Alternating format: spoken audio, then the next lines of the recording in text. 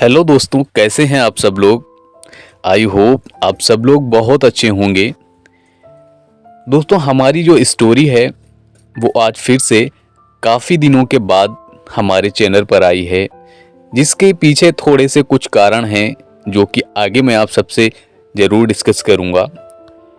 दोस्तों, जो आज मैं कहानी आपके साथ साझा करने वाला हूं वो कहानी है उत्तम कुमार की, जो कि झारखंड के एक आदिवासी इलाके के रहने वाले हैं। ये जो अनुभव उत्तम ने किया था, उस अनुभव को करने के बाद में उत्तम ने कुछ चीजों के बारे में अलग से ही एक धारणा बना ली थी। पहले उत्तम हर इन चीजों पर विश्वास नहीं किया करते थे, लेकिन इस घटना के बाद में उन्होंने शायद इस सारी चीजों पर विश्वास करना शुरू कर दिया था। दोस्तों, कहानी की तरफ रुक करेंगे, लेकिन उससे पहले आपसे एक छोटी सी रिक्वेस्ट है। अगर आप हमारे इस YouTube चैनल पर पहली बार आए हैं तो हमारे इस चैनल को सब्सक्राइब करें, बेल आइकन को ऑन कर लें ताकि हमारी वीडियो का आने वाला हर नोटिफिकेशन आप तक इजीली पहुंच जाए। दोस्तों, उत्तम कुमार झारखंड में एक आदिवासी इलाके के एक छोटे से गांव सुदूर का रहने वाला था। यह जो घटना का मैं जिक्र करने जा रहा हूं वो साल 2009 का है। उस समय मेरे गांव तक बिजली नहीं पहुंची थी। 2016 में जाकर हमें बिजली देखने को मिली। उससे पहले मेरे गांव में रात को घनघोर अंधेरा छा जाता था। शाम को अंधेरा होते ही बहुत कम ही लोग बाहर देखने को मिलते थे। मेरा गांव थोड़ा नक्सली इलाके में भी आता है, इसलिए भी लोग शाम होते ही घर में घुस जाते थे। यह घटना बरसात के दिनों की है। एक दिन मैं अपनी साइकिल से कुछ सामान खरीदने के लिए एक छोटा सा मार्केट था जो हमारे गांव से तकरीबन 9 से 10 किलोमीटर की दूरी पर था। हमारे गांव से उस मार्केट तक पहुंचने के लिए हमें करीबन 5 किलोमीटर का एक कच्चा रास्ता जो था उसमें सफ़र करना पड़ता था। मैं मार्केट गया, मार्केट में शॉपिंग करी, जो भी मुझे खरीदारी करनी थी वो खरीदारी करी। सामान खरीदते खरीदते पता ही नहीं चला कि कब अंधेरा हो गया। अंधेरा होते ही बारिश भी शुरू हो गई। ऐसा बारिश थी जो कि रुकने का नाम ही नहीं ले रही थी। बारिश के चलते मुझे दुकान के सामने ही काफ़ी देर तक रुकना पड़ा। मुझे इंतज़ार करते हुए काफ़ी समय हो चुका था, लेकिन बारिश बंद होने का नाम नहीं ले रही थी। रात को करीब 9:30 से 10 बज चुके थे। उस समय बारिश थोड़ी कम हुई थी, लेकिन थमी नहीं थी। जब तक पूरी तरीके से बारिश ना रुके मैं जा भी तो कैसे सकता था घर, इसलिए मजबूरी में ही मुझे वहाँ रुकना पड़ रहा था। लगभग 10 बजे मार्केट पूरा सुनसान हो रहा था। मैं अकेला वहाँ अपने साइकिल और सामान के साथ। फिर रात को करीब 10:30 बजे बारिश पूरी तरीके से रुक गई। मैं खुश होकर गांव के तरफ चल पड़ा। भगवान का शुक्रिया अदा कर रहा था, लेकिन मुझे क्या पता था कि आगे जो होने वाला है उसके बारे में उसने कभी सोचा भी नहीं था। बारिश रुकते ही मैं घर जाने लगा, लेकिन कीचड़ और पत्थर के कारण मैं ज़्यादा स्पीड से नहीं जा पा रहा था। मार्केट से करीब 5 किलोमीटर तक तो रास्ता जो था वो काफ़ी अच्छा था, लेकिन अब वो रास्ता आ गया था जो मुझे अपने गांव की तरफ लेके जाता था, और वो साथ साथ में कच्चा भी था।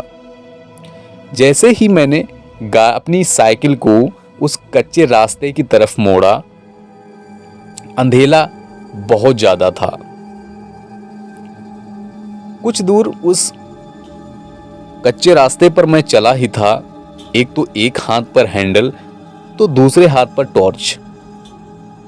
कुछ देर जाते ही मेरे नसीब ने मुझे ऐसा धोखा दिया। लगभग 1 से 2 किलोमीटर की दूरी ही मैंने तय करी थी उस कच्चे रास्ते में कि मेरी साइकिल का टायर फट गया। मेरे पास और कोई चारा नहीं था सिवाय साइकिल और सामान को ठेल कर घर जाने के अलावा। बरसात के दिनों में रात के करीब 11:30 बज चुके थे, जो कि काफी डरावने थे। ऊपर से ये एक अंधेरी रात थी और ऊपर बिजली भी चमक रही थी, जो एक अकेले इंसान को डराने के लिए काफी होती है। मुझे अब डर भी बेहद लग रहा था और मुझे अभी करीब 3 से 4 किलोमीटर का रास्ता पैदल तय करना था। काफी दूरी चलने के बाद गांव पहुंचने में करीब 2 किलोमीटर बाकी था और उस समय टाइम करीब 12:30 हो रहा था। उस समय मुझे कुछ समझ नहीं आ रहा था कि मैं करूं तो करूं क्या।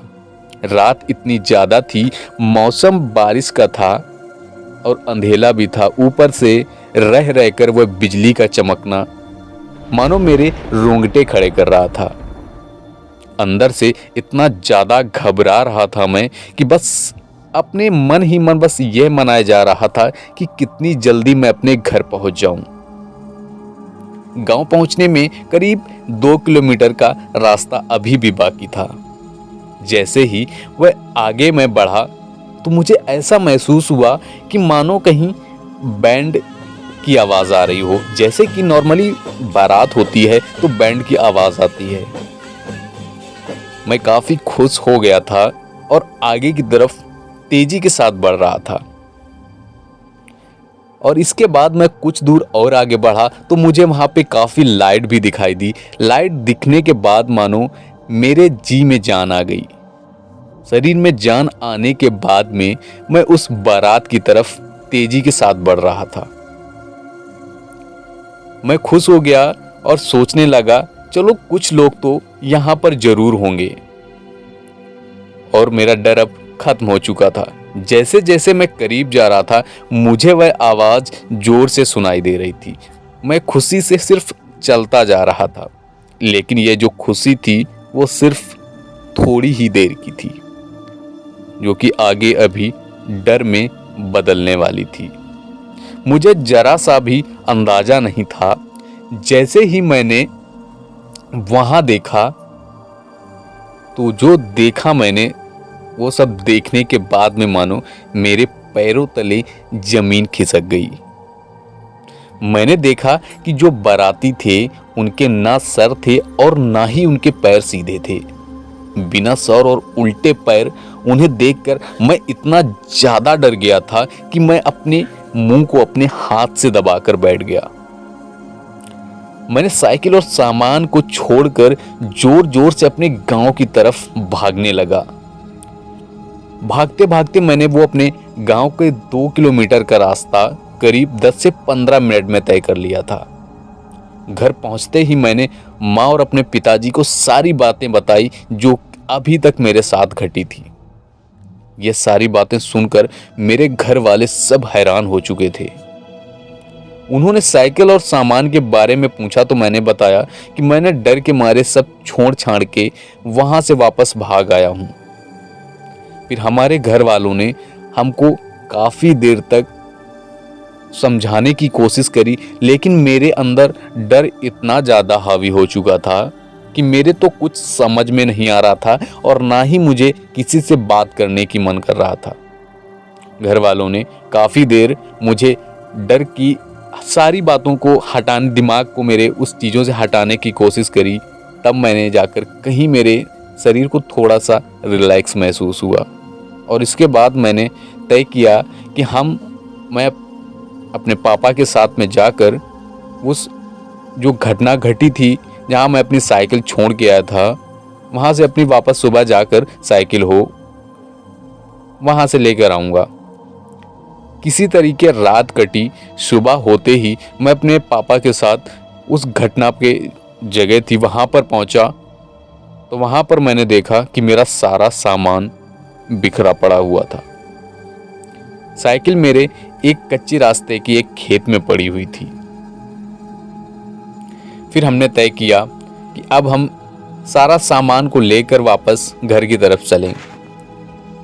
नसीब अच्छा था, सामान और साइकिल दोनों मिल गए। फिर मैं और पिताजी अपने सामान को लेकर अपने गांव की तरफ चले। साइकिल जानते हैं, आपको मैंने बताया पहले ही खराब हो चुकी थी, इसलिए हम लोगों ने साइकिल को ठेलकर गांव तक ले गया था। मैंने जब वहां जाकर देखा था तो वहां पर सिर्फ कुछ बड़े पैरों के निशान मुझे दिख रहे थे। इसके बाद हम लोग साइकिल को लेकर घर आ गए थे। उस रात मेरा नसीब अच्छा था कि मैं बच गया। उस भयानक रात को मैं कभी भूल नहीं पाऊंगा। दोस्तों, ये थी आज की हमारी उत्तम की कहानी, जो कि झारखंड के थे। उन्होंने अपनी कहानी को हम तक साझा किया था। दोस्तों, क्या आपके साथ में भी कभी इस तरह का अनुभव महसूस किया है? अगर आपने इस तरह का अनुभव महसूस किया है तो कमेंट बॉक्स में ज़रूर बताएं, और नहीं किया है तो भी ज़रूर बताएं। और आज की कहानी कैसी लगी है कमेंट बॉक्स में ये भी ज़रूर बताएं। अगर आप कहानी को सुनना पसंद करते हैं तो हमारे इस चैनल को सब्सक्राइब करें, बेल आइकन को भी साथ में ऑन कर लें, ताकि हमारा वीडियो का आने वाला हर नोटिफिकेशन आप तक ईजिली पहुंच जाए। धन्यवाद, नमस्कार।